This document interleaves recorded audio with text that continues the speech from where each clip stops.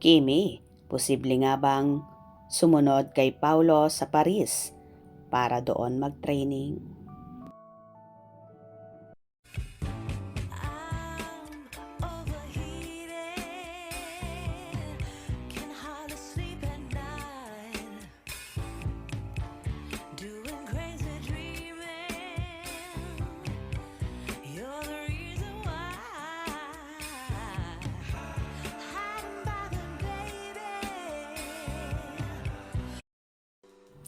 Ang bongga naman ni Kim Chiu na heto nga, nakatakda na rin siyang mag-training para sa kanyang bagong proyekto ha.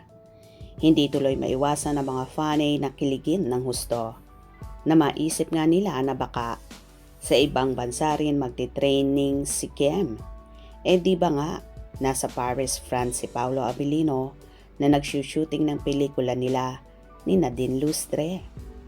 Nag-enjoy nga ang mga Kim Pao fanay sa balitang ito ni Eric Chan Salute at ang taba talaga ng mga utak nila na minamanifest nga nila na sana ay sa Paris din mag-training si Kim para magkasama pa rin sila ni Paulo.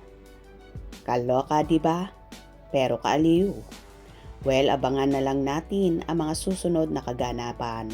Pero ang maganda nga ngayon, tutok na tutok pa rin ang Kim Pao fans sa mga kaganapan sa kanilang mga idolo. Mas nai-excite nga sila sa araw-araw na lumalabas na chika sa dalawa. Anyway, gulat na gulat at hindi napigilan ni Kim na mapaiyak sa good news na natanggap niya na first primetime slot na ang serye nila ni Paolo Abilino. O to the M to the highest form of G. I can't believe nasa first time slot ang The Alibi, ang buong katotohanan. OMG, sabi ni Kim. Hindi lang si Kim ang nagulat, pati na rin ang mga Kim Pao fans. Kaya naman sabay-sabay silang nagdiwang.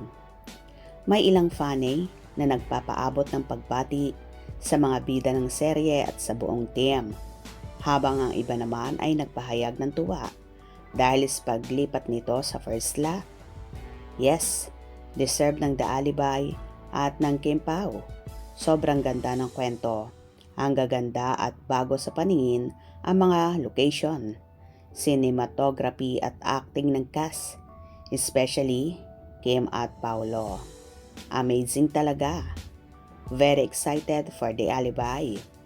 Papalitan ng Kim Pao serye ang FVJs, Batang Quiapo na magtatapos na ngayong Biyernes, March 13. O diba? Bonggang-bongga.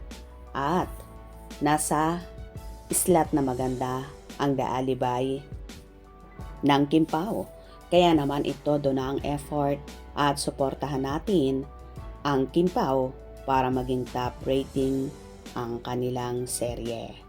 Hope you enjoyed. Please subscribe for more info.